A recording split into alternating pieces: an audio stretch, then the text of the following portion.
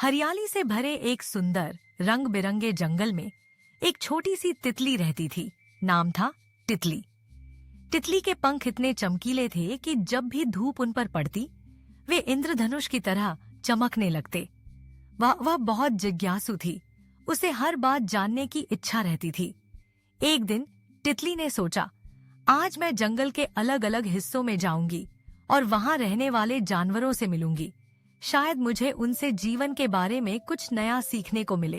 अपने पंख फड़फड़ाते हुए तितली सबसे पहले पहुंची जंगल के छोटे से मैदान में, जहां मेहनती चींटी अपने साथियों के साथ काम कर रही थी। चींटी बहुत व्यस्त थी, कभी दाना उठाती, कभी अपने घर की सफाई करती। तितली ने पूछा, अरे चींटी बहन, तुम इतनी मेहनत क्यों करती हो? तुम तो दिन भर बस काम ही करती रहती हो, खेलने का मन नहीं करता? चींटी मुस्कुराई और बोली, तितली बहन, मेहनत से ही हमारा जीवन चलता है। हम सब मिलकर काम करते हैं ताकि बुरे समय में भूखे न रहें। काम करना कभी कभी थकाऊ जरूर होता है, लेकिन जब हम सर्दियों में आराम से रहते हैं तब समझ में आता है कि यह सब क्यों जरूरी था। मेहनत से ही सच्चा सुख मिलता है। तितली ने सिर हिलाया और सोचा, सचमुच चींटी की लगन से मुझे बहुत कुछ सीखने को मिला। मेहनत करने में अपना ही अनोखा सुख है। अब तितली उड़ती उड़ती पहुंची हरे भरे बाग में, जहां एक सुंदर मोर अपने पंख फैलाकर नाच रहा था।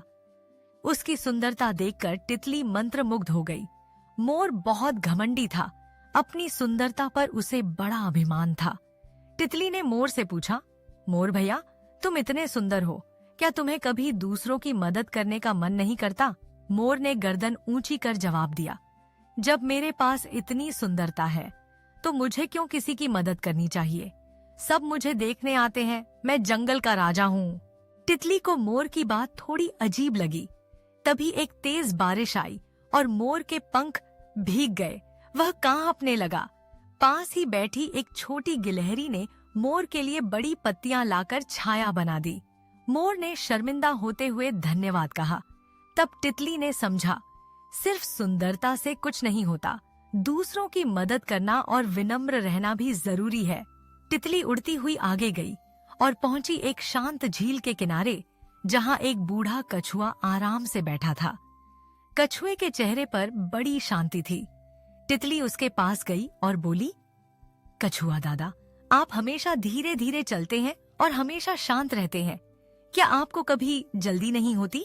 कछुए ने मुस्कुराते हुए कहा, तितली बेटा, जीवन में धैर्य और शांति सबसे जरूरी है।